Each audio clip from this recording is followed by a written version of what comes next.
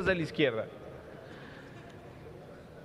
Poner como parte de los contratos, no como regulaciones a posteriori, sino como parte del concurso, de las variables que van a decidir con quién se asocia el Estado mexicano, que no sean solo las variables económicas. Tienen que incluirse otras variables, otros compromisos. La empresa privada, en aras de maximizar la renta petrolera que puede tener, por ejemplo, puede adoptar una tecnología que sea ambientalmente muy peligrosa o puede ahorrarse ciertas medidas de seguridad industrial poniendo en riesgo a los trabajadores. O puede ignorar por completo el tema de desarrollo de la industria nacional. ¿Por qué? Porque trae a sus proveedores de siempre, trae a los proveedores que le ayudan en el resto del mundo, que son sus socios en el resto del mundo, porque estamos hablando de un sector de una altísima especialización. Si no ponemos en los contratos esos condicionamientos, entonces pues vamos a tener un esquema absolutamente rentista, donde ya dijimos, la parte más relevante, más sensible, más importante, que va a determinar el porcentaje de renta con la que se quede el Estado mexicano, es negociable en la mesa de Hacienda, lo cual nos deja en un grado de vulnerabilidad extrema. A ver, revisando los casos de otros países, ¿cómo han hecho? Con esto termino, presidente, lo que pasa es que estamos dando ideas. ¿Cómo han resuelto el tema de que inflan los costos las petroleras? Porque esto ocurre en todo el mundo, de sobreestimación de costos. Bueno, en los contratos se elabora un índice de ahorro, donde a partir de cierto nivel de costos se les dice a la empresa: si tienes ahorros en la extracción, si me compruebas ahorros en tus costos de extracción, entonces puedes tener una retribución. Y esto obliga, si se fija en el contrato, a que no haya sorpresitas. Ya tuvimos el caso de Schlumberger, en donde tiene un contrato, Halliburton, donde tiene un contrato que ofrece un centavo de pago. ¿Por qué? Porque toda su utilidad lo estaban logrando en la recuperación de costos. Con ese indicador, índice de ahorro, documentado en la literatura internacional, podríamos frenar un poco la sobreestimación de costos. Otra propuesta: ¿cómo evitamos que haya especulación, que los contratistas tengan campos o áreas ociosas? Bueno, obliguémosla a una dinámica como lo hace Reino Unido. Ayer lo explicaba aquí. Démosle un periodo para la exploración, donde a partir de ciertos años, por ejemplo en Inglaterra son 4 años, tengan que devolver por contrato la mitad de la superficie que ganaron en la licitación. Se les da otro periodo, 4 años en Inglaterra, para que vean la posibilidad de la exploración, y tienen que regresar el 25% del territorio que les queda. ¿Qué se evita con esto? Que haya campos ociosos. ¿Qué se logra con esto? La optimización y la distribución en la exploración petrolera. Es otra propuesta que se le está haciendo, puede entrar en el artículo 55 sin ningún problema. A ver, el tema de transparencia, tan debatido. ¿Qué nos interesa en el tema de transparencia? Y con eso termino, porque ya el senador Chong quiere que termine. Pero son propuestas, son ideas que se podrían incorporar al dictamen. ¿Por qué no exceptuamos? A ver si de veras queremos transparencia. ¿Por qué no exceptuamos las declaraciones de las empresas petroleras del secreto fiscal? Órale, con eso nos vamos a enterar, va a ser público efectivamente cuántos impuestos se están pagando en este país, cuántas deducciones se les dieron en los contratos y qué parte de la renta petrolera se están llevando. Pongámoslo como una excepción en esta ley, que sus declaraciones sean públicas. Y entonces sí, pues podríamos hablar de transparencia y nos podríamos ahorrar muchos casos de abusos como los que les vine aquí a relatar o a leer más bien los relatos que don Jesús Silva Herzog nos dio del origen poco sabido de la causa de esta conflicto fiscal de la expropiación petrolera. Conocemos la parte del conflicto laboral, pero está muy poco documentado o es muy poco desconocido que también tiene una causa de defraudación fiscal. Creo que con esto se lograría una transparencia muy deseable, pues en un sector que es bastante relevante. Entonces, bueno, ahí hay varias propuestas, ojalá las tomen aquellos que dicen que solo decimos que no, o que aquellos que dicen que solo venimos a decir necedades. Ahí están las propuestas en la mesa. Muchas gracias. Gracias.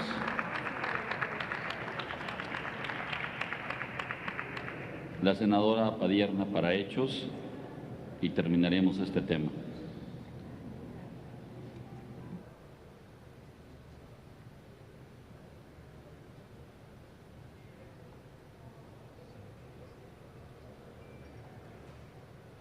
Gracias, presidente. Quiero referirme a un artículo muy importante que es el 26, que establece que corresponde a la Secretaría de Hacienda determinar las condiciones económicas relativas a los términos fiscales que deberán incluirse en las bases de licitación de los contratos.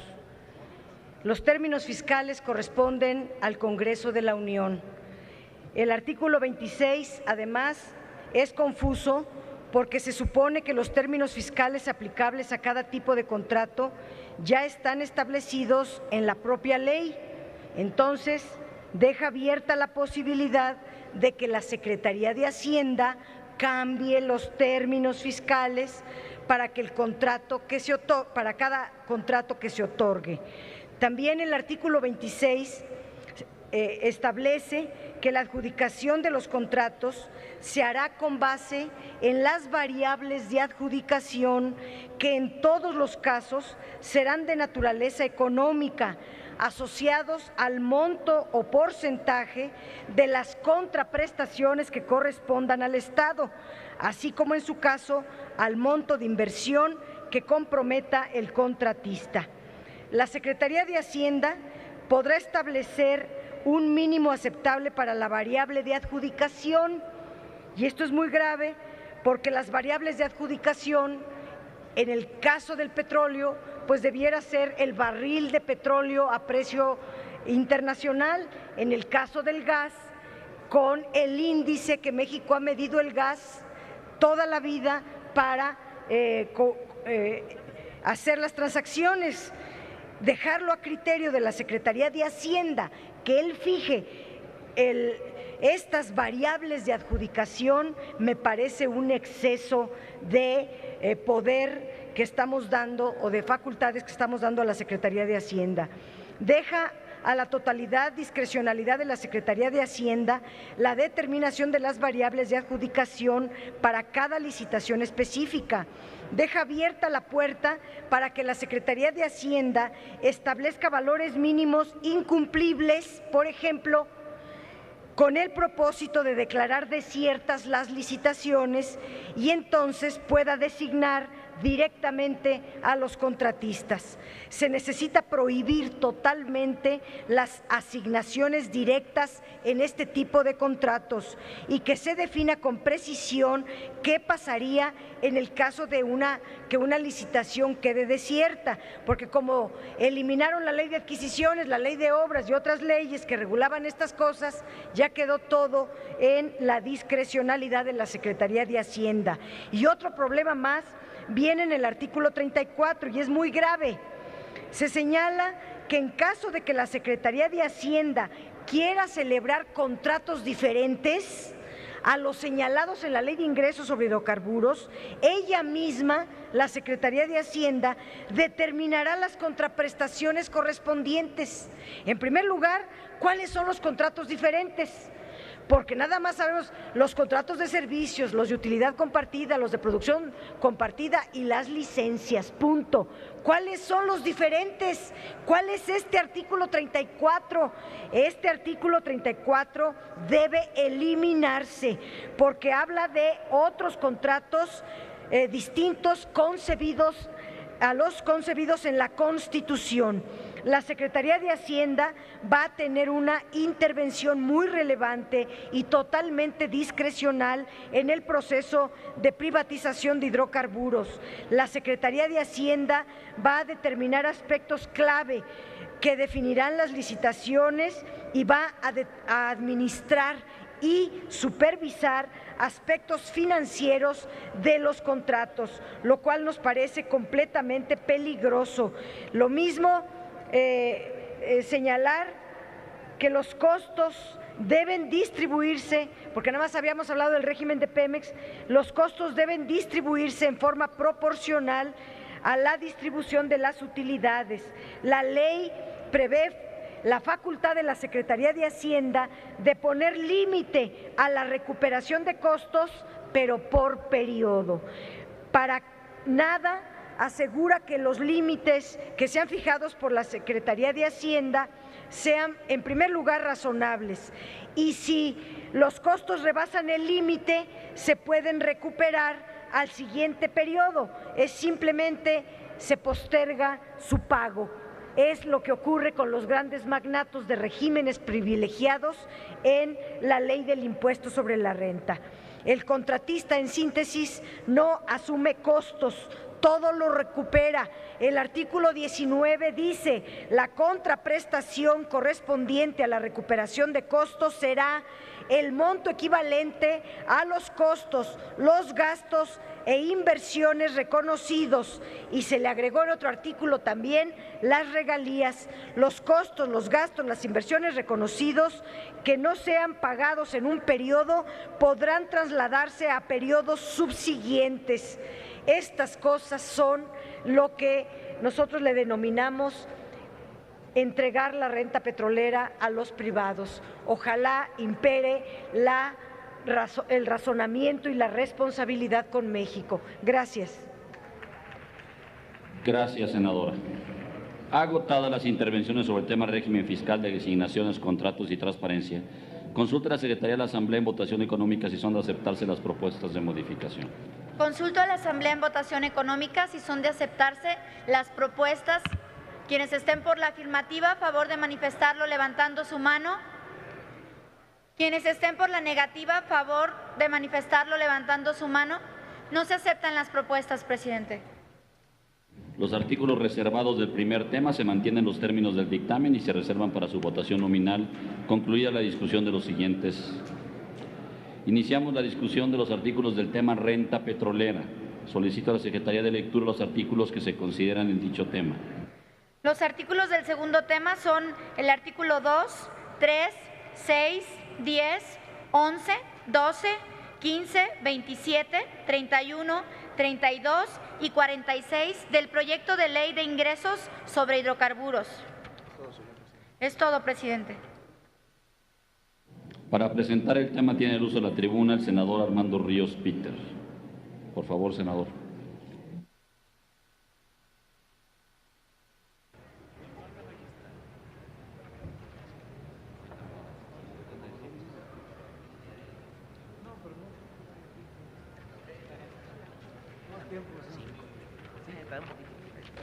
Con su permiso, señor presidente, sin duda alguna, de todos los debates que hemos dado desde que se dio el cambio constitucional, los artículos 25, 27 y 28, pues la gran pregunta debería de ser por parte de este Senado, por parte de la Cámara de Diputados, por parte de la Nación en su conjunto, pues ¿cómo se va a manejar la renta petrolera? Esa sería la principal pregunta que deberíamos de estarnos haciendo en este momento, especialmente frente a las reservas presentadas. ¿Por qué razón? Porque es precisamente alrededor de la renta petrolera donde puede ocurrir todo lo que aquí se ha debatido. Aquí se ha hablado de un fondo petrolero que puede tener maravillosos resultados sociales para la gente, lo hemos criticado, pero puede a ver quienes tengan razones suficientes para defenderlo. Hay quienes señalan que la participación de la iniciativa privada puede tener mucho mayor eficiencia que la que tiene actualmente el Estado a través de Pemex, y hemos dado el debate. Pero la gran pregunta, compañeros y compañeras, es ¿qué va a pasar con la renta petrolera? Porque es a través de la renta petrolera como es posible tener un fondo petrolero.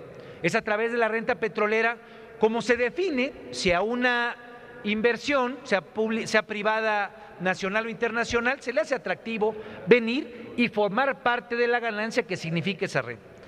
Entonces, pues algunas preguntas básicas que deberíamos de hacernos. ¿Por qué no se define renta petrolera? ¿Por qué en la Constitución no se define como se define regularmente aquello que es lo más importante de una legislación? ¿Por qué no se ha legislado en la Constitución? ¿O por qué no se legisla aquí en las leyes reglamentarias, 21 de ellas, y no se pone en ninguno de los artículos su definición? La respuesta, pues desde nuestro punto de vista es obvia, porque en la maleabilidad de la interpretación de la renta petrolera está la maleabilidad, la flexibilidad que puede tener la Secretaría de Hacienda en la interacción con los privados. Entonces es un asunto de fondo, no es solamente poner un glosario más, no es solamente poner una frasecita que lo que nos lleve es a sentirnos contentos con que ya logramos una definición. En la solidez, en la claridad, en lo puntual que pueda ser la definición de la renta petrolera es como será posible identificar lo que siga, la manera en la cual se genere una metodología para identificar los costos que puedan decirle las empresas con toda transparencia a través de la página de internet que se ha comentado en la explotación del petróleo en este país. O cómo vamos a garantizar nosotros que en esa interacción que existe entre la Secretaría de Hacienda y los privados, verdaderamente lo que se esté maximizando sean los ingresos que deriven de esa renta petrolera para el Estado. Y ahí hay la pregunta que nosotros no nos han contestado, y les voy a decir por qué no hay una contestación, por lo menos desde una interpretación personal, porque no se sabe. Hoy la Secretaría de Hacienda difícilmente podría saber cuál es la metodología para llevar a cabo esos contratos, para maximizar esos contratos y para por lo pronto poder analizar cuál es la contraprestación que se tiene que pedir. Eso está en evolución. Eso siempre la respuesta es las mejores prácticas internacionales que nos lleven a un país moderno. Bueno, creo que lo mínimo que deberíamos de poder saber los legisladores, y que son las preguntas que hace el Partido de la Revolución Democrática, para los cuales estamos ofreciendo estas reservas, es ¿cuál es la metodología que va a tener la Secretaría de Hacienda para identificar en cada uno de los contratos de los que estamos hablando los costos en los que incurren esas empresas? Recordemos que el conflicto con Lázaro Cárdenas fue ese, precisamente que cuando se quería tener un diálogo interactivo entre el Estado y los trabajadores, se podía tener más información sobre los costos de producción. Un poquito de lectura de aquello que ustedes creen que es anacrónico, pero la realidad se repite. La economía no ha cambiado desde hace muchos años. Esa es una realidad. Hoy en esta iniciativa no aparece, compañeros y compañeras, lo mínimo que deberíamos de exigir: la metodología de evaluación de los costos de cada contrato. Y el segundo gran ausente que motivó un debate acalorado, pero que igualmente importante es para nosotros, las contraprestaciones. Esas que yo debatía que es importante no solamente que se transparenten a través de los medios digitales, sino que se requiere la participación del Congreso de la Unión por una razón. Porque son las contraprestaciones, compañeros y compañeras, la definición del negocio del Estado mexicano y la iniciativa privada. Ya votaron un cambio constitucional, estamos en contra de él, pero mínimamente lo que quisiéramos en esta ley reglamentaria es, si ustedes le van a dar facultad amplia y completa a la Secretaría de Hacienda para definir las contraprestaciones, pues entonces mínimamente, dado que han querido cambiarle el nombre a las contraprestaciones, para lo que desde nuestro punto de vista, pues debería estar considerado como una contribución, contribución, porque el derecho público, en ese sentido, implica la participación del Poder Legislativo, es participación de este cuerpo colegiado.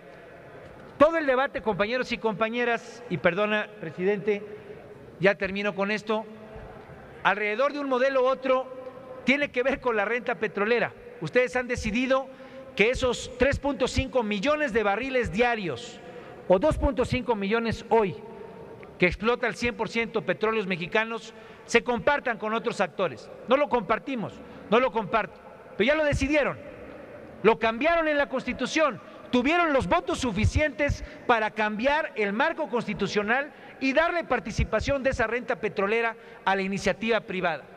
Pregunta básica a este Congreso: ¿cuáles son los instrumentos que nos hemos quedado los representantes tanto de la Federación, del Poder Federal o digamos del Pacto Federal, como de la Nación en la Cámara de Diputados para supervisar que esas que deberían de ser contribuciones que hoy quedan solamente a cargo de la Secretaría de Hacienda sean verdaderamente para maximizar la renta petrolera? Son preguntas y las reservas que hemos presentado tienen que ver con cómo acotar estos planteamientos. Es cuanto, señor presidente.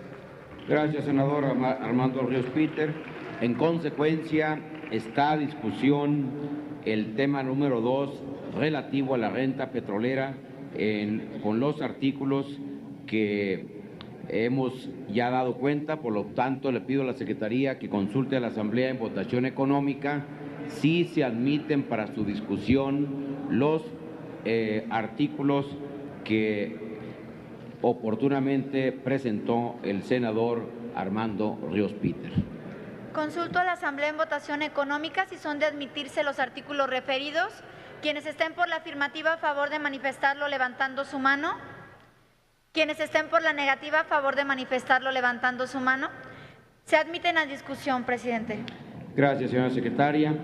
Informo a la Asamblea que se han inscrito para hablar en contra de la propuesta el senador Luis Armando Melgar Bravo, del Grupo Parlamentario del Partido Verde Ecologista, y el senador Eviel Pérez Magaña, del Grupo Parlamentario del Partido Revolucionario Institucional, y en pro el senador Rabindranath Salazar Solorio, del PRD, y igualmente el senador Alejandro Encinas Rodríguez. Esta es la lista de oradores en el tema número 2 sobre renta petrolera y, en consecuencia, dejamos en el uso de la palabra al senador Luis Armando Melgar Bravo.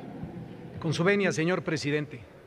Compañeras y compañeros senadores, seguimos en esta tribuna generando información que no corresponde a la realidad. Seguimos queriendo ver un dictamen y una iniciativa que ha presentado y que aquí nos ha tocado procesar el presidente Enrique Peña Nieto como un gran parteaguas en la historia económica, social de nuestro país.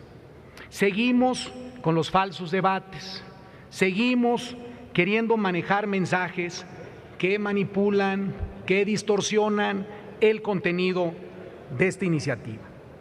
La diferencia entre el valor del petróleo y el costo de extraerlo es lo que se llama renta petrolera. A los extranjeros no se les regala la renta petrolera. El país no regala nada. El país está buscando con esta iniciativa maximizar, generar una utilidad a través de nuestros recursos naturales para que estos auténticamente se conviertan y se traduzcan en crecimiento económico. Los mexicanos seguiremos siendo los únicos dueños de la renta petrolera. El petróleo y los demás hidrocarburos continuarán como patrimonio exclusivo de la nación. Hay que decirlo hasta el cansancio, porque parece ser que algunos compañeros legisladores siguen sin entenderlo o les encanta confundir a la opinión pública. Con esta reforma, Petróleos Mexicanos y la Comisión Federal de Electricidad se mantienen como empresas 100% propiedad del Estado. Es muy importante recalcar que son dos los componentes fundamentales de esta reforma: generar crecimiento económico y lograr el beneficio que queremos para las familias. ¿De qué nos sirven los recursos naturales si no sabemos cómo explotarlos al máximo para que estos generen el beneficio que se quiere para las familias mexicanas? No nos confundamos. La renta petrolera de México y el transformar a Pemex en una empresa productiva del Estado es lo que se quiere y es lo que se va a lograr a través de esta iniciativa. Si un barril, para que se entienda, cuesta $20 de costo y se vende en 100, la renta petrolera son 80. Ese valor es el valor que se va a transmitir, que se va a transferir al Fondo Mexicano de Petróleo. Y con esos valores es como se va a lograr crecer y generar las inversiones que el país necesita. Aquí no se le está haciendo ninguna transmisión, ni tampoco se pretende que este fondo sea una garantía para los inversionistas extranjeros. Tampoco se habla en esta iniciativa de que los esquemas de manejo de costos de las empresas no existan. Hay una total y absoluta transparencia, hay efectivamente mejores prácticas internacionales y pues al que no le guste, simple y sencillamente que vea que estas prácticas atienden a lo que se debe hacer en función de proteger los intereses nacionales. Esta iniciativa brinda transparencia a través de la publicación y por primera vez los mexicanos vamos a tener acceso a un comité técnico que va a prevalecer y que va a proporcionar toda la información al respecto de la renta petrolera, de los costos de extracción, de los contratos y de todos los aspectos aquellos relacionados a la participación extranjera en este sector. En este fondo también hay que entender que la renta petrolera, cuando pase, como está establecido con enorme claridad, del 4.7, que es lo que se tiene que transferir a recursos públicos, del 3%, que es lo que se tiene que generar del PIB de ahorro, para que estos recursos posteriormente sean utilizados para los fondos y los destinos que le van a dar más valor a los mexicanos, como es el caso de la aplicación en materia de tecnología. Por ejemplo, entre el 2006 y el 2012, en un caso de decir, a ver, ¿cómo está nuestra empresa hoy? Entre el 2006 y el 2011, Pemex representaba la aportación, el 90% de los ingresos netos que generaba y que aplicaba el recurso. Hoy en día lo que se va a buscar es que tengamos una empresa que auténticamente compita como tal, una empresa que le genere valor a los mexicanos y que nos dé la oportunidad de heredarla a nuestros hijos, una oportunidad de empleos mejor pagados, de una economía que esté construida sobre una base sólida y no sobre ideologías que no nos lleven más que al pasado. Señor, compañeras y compañeros, hay que insistir en que esta es una reforma que es un parteaguas, que esta es una reforma que le va a cambiar el rostro a nuestro país, porque nos va a poner de cara a nuestro potencial para crecer, y solo creciendo generaremos la riqueza que nos va a hacer y nos va a hacer sentirnos orgullosos de lo que hoy como legisladores vamos a dejar plasmado, y pueden sentirse todos seguros de que esto nos está sentando en una senda de crecimiento y una senda de responsabilidad de cara a nuestro país. Gracias por su atención. Muchas gracias. Gracias, senador Luis Armando Melgar Bravo. A continuación se le concede el uso de la palabra al senador Rabindranath Salazar Solorio, del Grupo Parlamentario del Partido de la Revolución Democrática, para hablar en pro de la propuesta y en contra del dictamen. Hasta por 5 minutos, senador.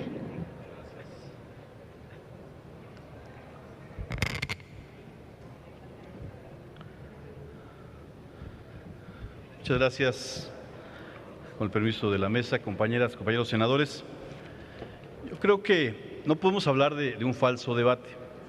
Más bien son posturas y son puntos de vista distintos, y hemos venido nosotros insistiendo y señalando que una cosa es la que se dice en la tribuna y otra cosa distinta la que encontramos en las propuestas de ley. En primer lugar, y sí lo explicaba bien el senador que me antecedió, la diferencia entre el costo de extracción, en lo que cuesta un barril de petróleo, con el costo en lo que se vende, justamente es la renta petrolera, pero hay que ponerlo.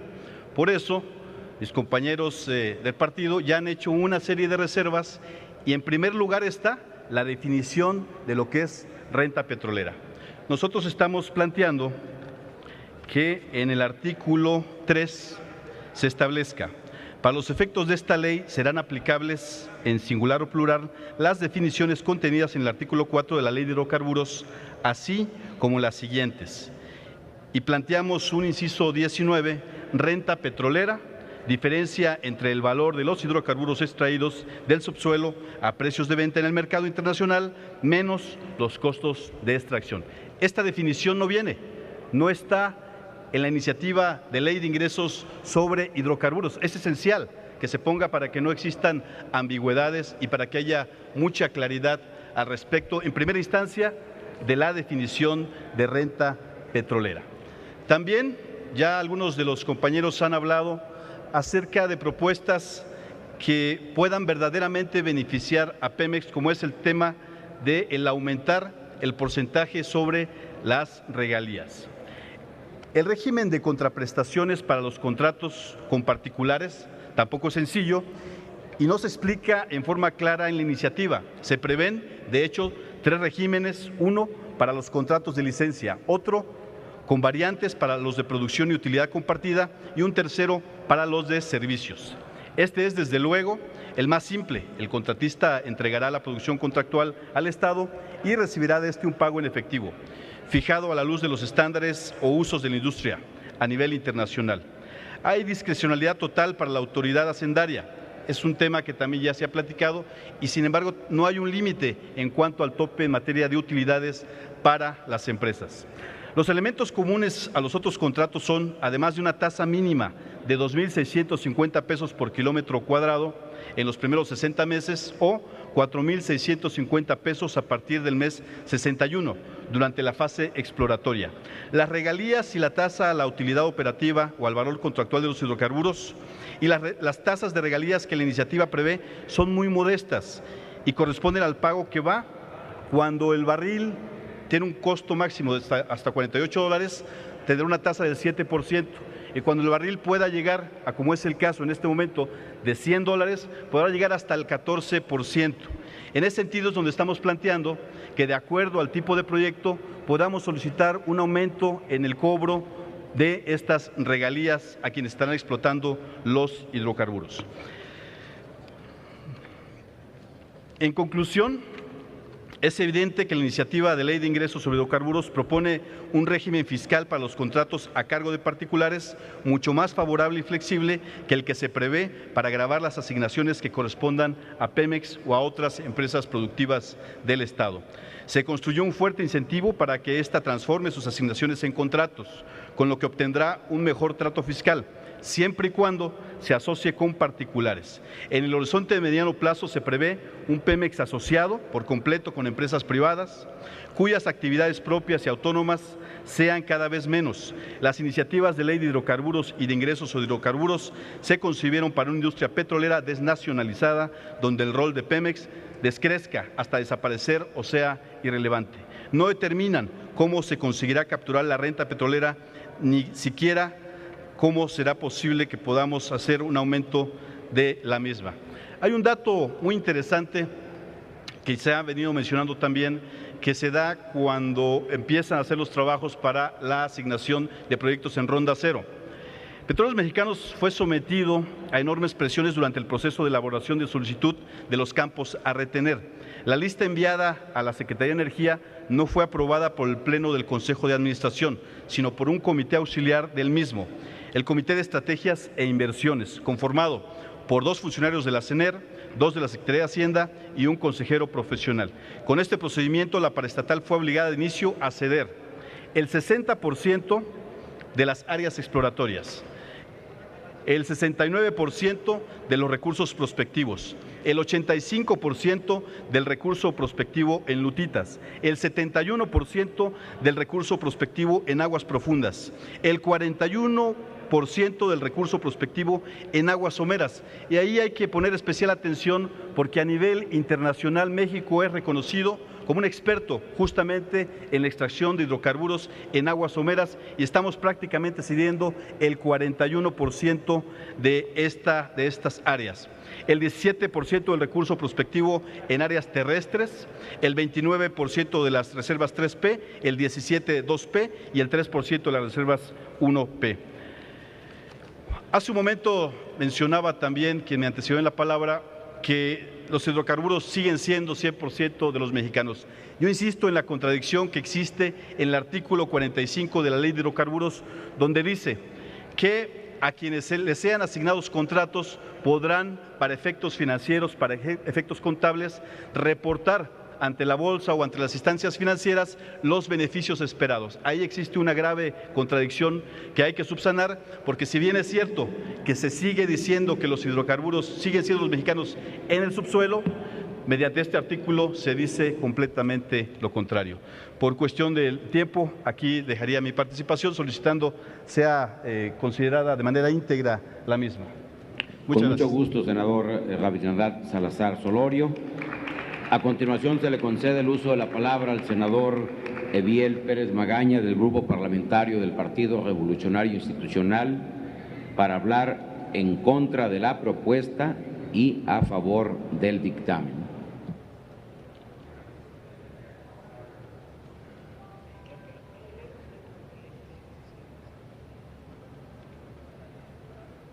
Gracias, presidente. Compañeras, compañeros senadores, esta discusión la minuta con proyecto de decreto porque se expiden dos nuevas leyes, en concordancia con la Ley de Hidrocarburos, cuyo proyecto aprobamos hace unos días como Cámara de Origen y que ayer tuvimos oportunidad de discutir de nueva cuenta, con las reformas propuestas por la colegisladora y que ya fue aprobada por esta soberanía. Ahora, en esta minuta tenemos dos nuevas leyes, la de ingresos sobre hidrocarburos y la que crea el Fondo Mexicano del Petróleo para la Estabilización y el Desarrollo. El Fondo del Petróleo tiene como finalidad recibir, administrar, invertir y distribuir los ingresos derivados de las asignaciones y los contratos a que se refiere el artículo 27, párrafo séptimo de la Constitución Federal, es decir, los contratos con empresas productivas del Estado o con particulares para llevar a cabo las actividades de exploración y extracción del petróleo y además hidrocarburos con el propósito de obtener ingresos para el Estado que contribuyan al desarrollo de largo plazo de esta nación. Dentro de estos ingresos que recibirá el fondo, se exceptúan por disposición de la ley los impuestos. Además, en este decreto se proponen reformas a la Ley Federal de Derechos y a la Ley de Coordinación Fiscal. Esta última tiene como objeto coordinar el sistema fiscal de la Federación con las entidades federativas, municipios y demarcaciones territoriales, para establecer la participación que les corresponde de los ingresos federales y distribuirlas entre ellos. Fijar reglas de colaboración administrativa entre las autoridades fiscales, constituir los organismos en materia de coordinación fiscal y dar las bases de su organización y funcionamiento. Me referiré expresamente al segundo transitorio del proyecto de decreto que estoy mencionando, que propone a su vez dos supuestos aplicables durante los próximos 4 años, de 2015 a 2018. En el primer supuesto, se garantiza que las entidades federativas y municipios recibirán una cantidad equivalente al monto que les correspondería como participaciones. Cuando los ingresos de este Fondo Mexicano del Petróleo sean superiores a los estimados para el mismo año, esto considerando lo dispuesto en la Ley de Ingresos de la Federación y la Ley Federal de Presupuesto y Responsabilidad Hacendaria.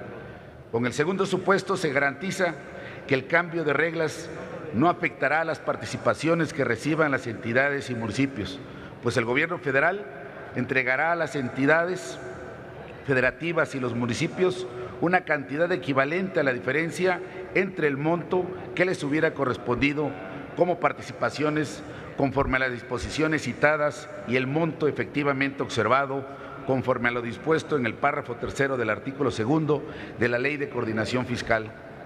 Cuando los recursos recibidos procedentes de los ingresos que sean menores a las que hubieran recibido de haber aplicado las asignaciones vigentes en el año que corresponda, las disposiciones de Ley Federal de Derechos y la Ley de Coordinación Fiscal vigente hasta antes de la entrada en vigor de este decreto.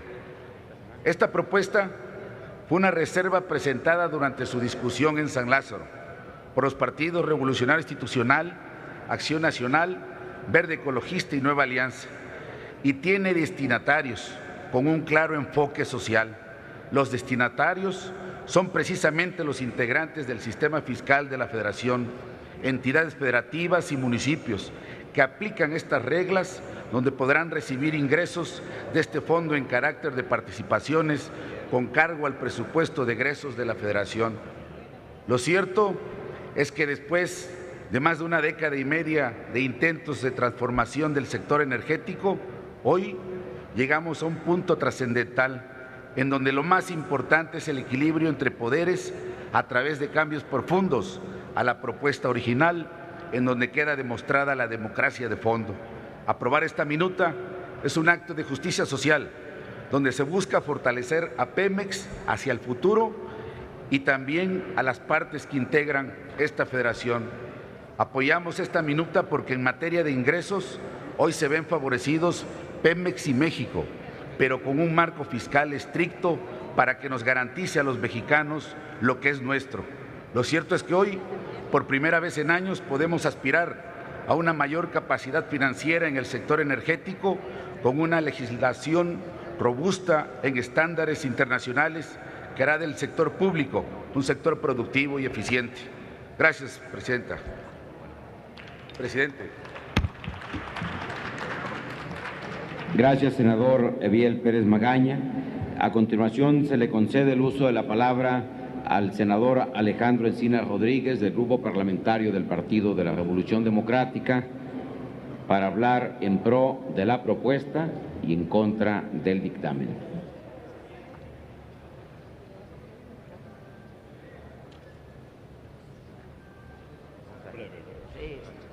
Muchas gracias, senador presidente. Bueno, yo creo que va a ser la primera vez que coincida con el senador Melgar cuando viene aquí a la tribuna y dice que una y otra vez se vienen a repetir los mismos argumentos y argumentos que no se corresponden con la realidad. Y efectivamente creo que así ha sucedido, más cuando se insiste en que con esta reforma no se pierde el dominio de la nación sobre los hidrocarburos, que con esta reforma no se entrega la renta petrolera y que con esta reforma los mexicanos seguirán siendo propietarios de Pemex y de la Comisión Federal de Electricidad, aunque la reforma dice que Pemex y la Comisión Federal de Electricidad son propiedad exclusiva del gobierno federal.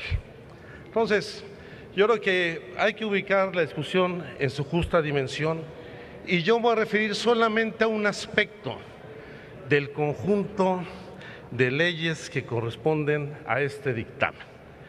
Y es un asunto que debería de estar incorporado en la Ley de Ingresos sobre Hidrocarburos, donde se les olvidó un pequeño detalle y que considero que es una omisión importante, porque en esta Ley de Ingresos de Hidrocarburos no se define lo que es la renta petrolera.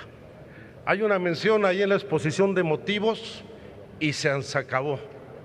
No hay una definición puntual que establezca los criterios para la asignación y los parámetros de cuánto corresponderá de la renta petrolera al Estado mexicano y a los contratistas privados que sean objeto de asociación, de permisos, de licencias en este caso.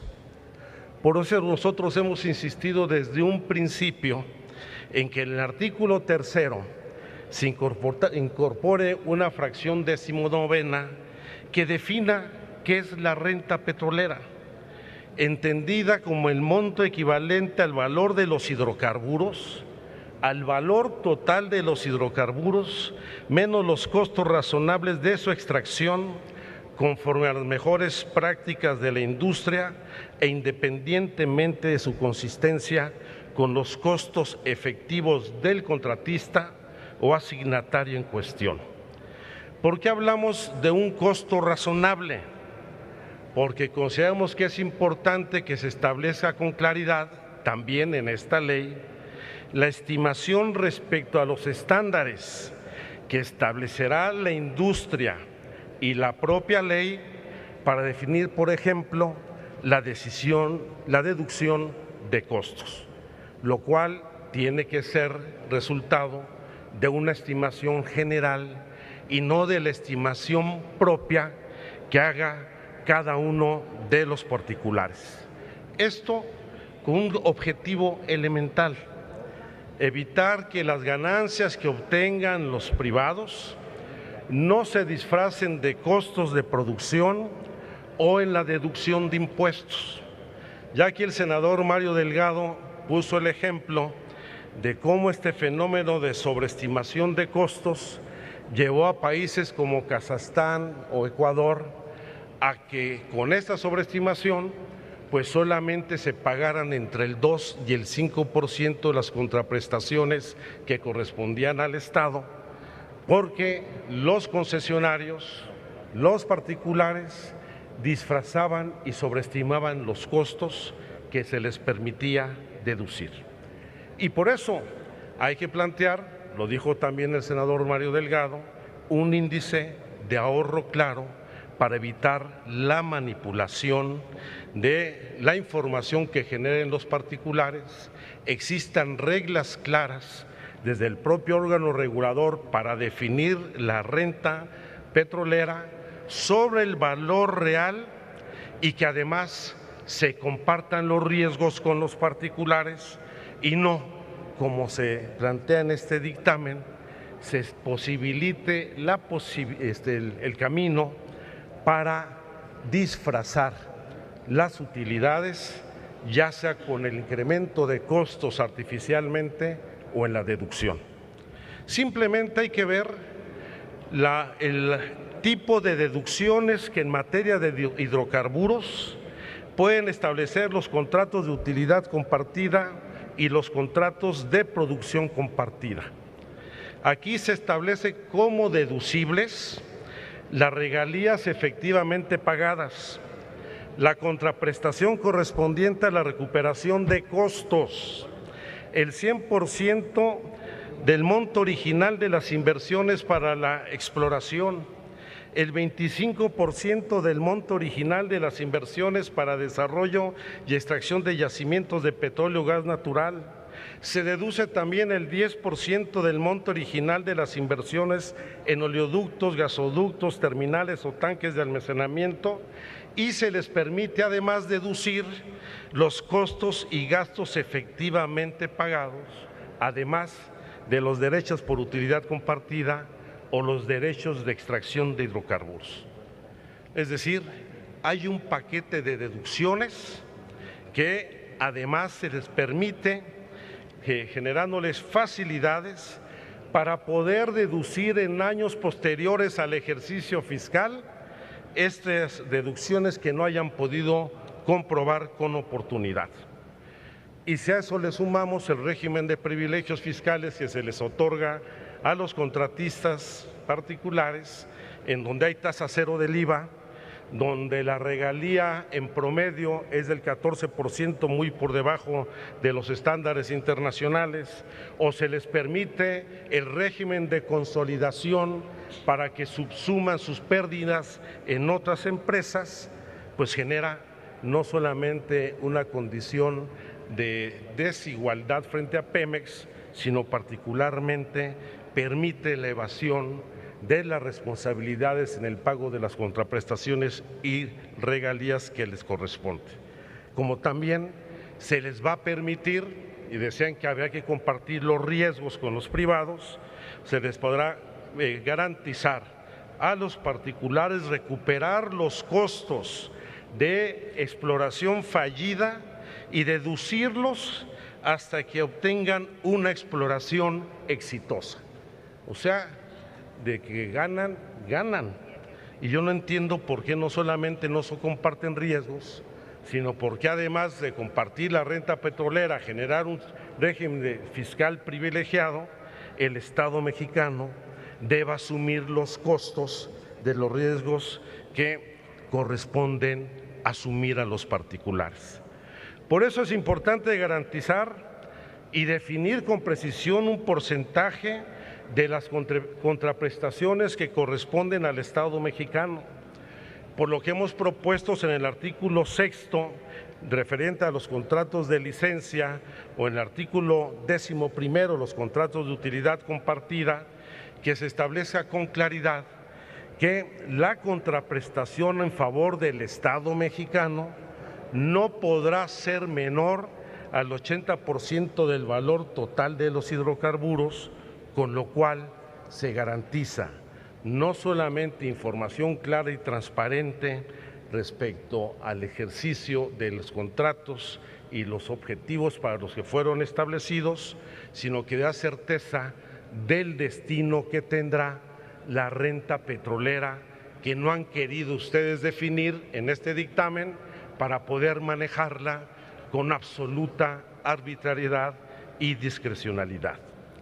Y por eso también, finalmente, proponemos que en el artículo 15, en donde se establece el propósito de permitir al Estado mexicano capturar la rentabilidad extraordinaria que en su caso genere la extracción de hidrocarburos, establecer un mecanismo que también dé certeza, un mecanismo de ajuste que solo será aplicable en beneficio del Estado, por lo que en ningún caso aplicará para reducir las contraprestaciones que le corresponde entregar a los particulares al Estado mexicano.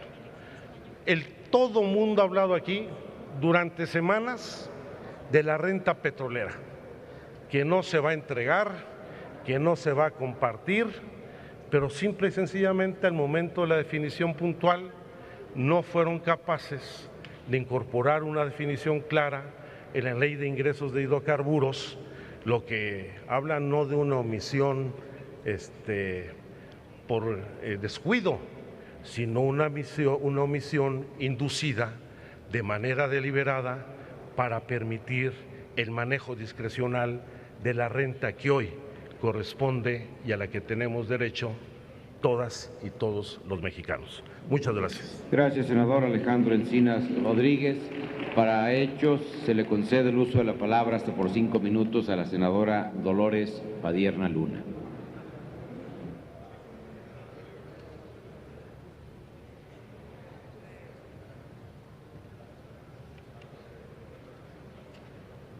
Ese es el tema central de esta reforma.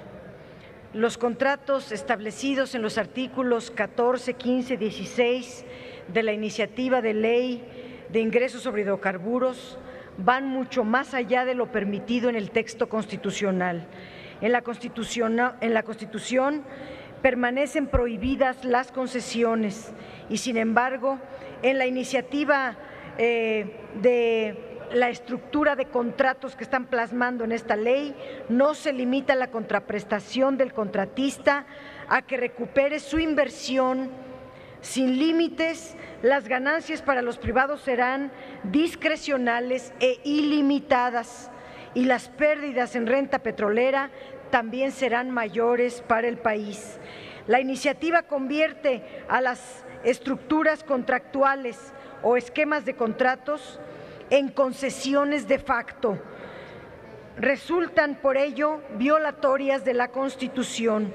La desproporción económica de las fórmulas previstas en estos artículos, que habla de las licencias, contratos de utilidad compartida y de producción compartida, establece que se cubrirán todos los gastos del contratista y se cubrirá toda su inversión, costos y regalías, y después se repartirá la utilidad entre el Estado y el contratista. Esto representa una enorme sangría de riqueza y de recursos y así no se garantiza los máximos ingresos para la nación.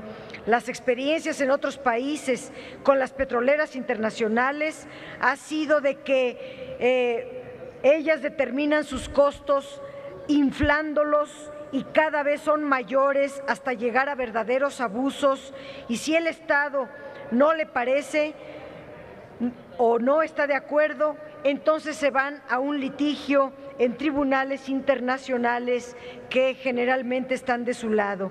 Si las utilidades se reparten entre el Estado y la renta y la petrolera privada, ¿no deberían también de compartirse los costos? ¿Por qué los privados no van a poner nada?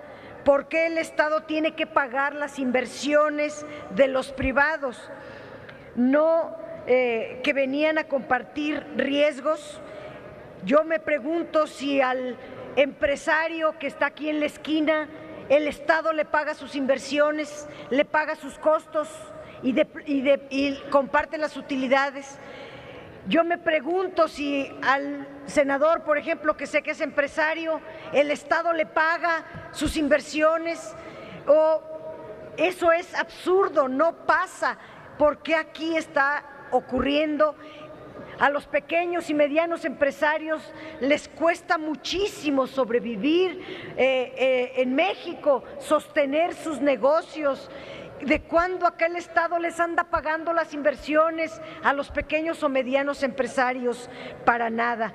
México es un país petrolero, los ingresos petroleros representan el 36% del ingreso público, por lo que un error en esta área puede tener consecuencias gravísimas para nuestro país. Las concesiones petroleras han estado prohibidas en la Constitución desde 1939 y eso no cambió en la reforma de diciembre de 2013. La contrarreforma de 2013 permite a los particulares desarrollar las actividades de exploración y extracción, pero mediante contratos.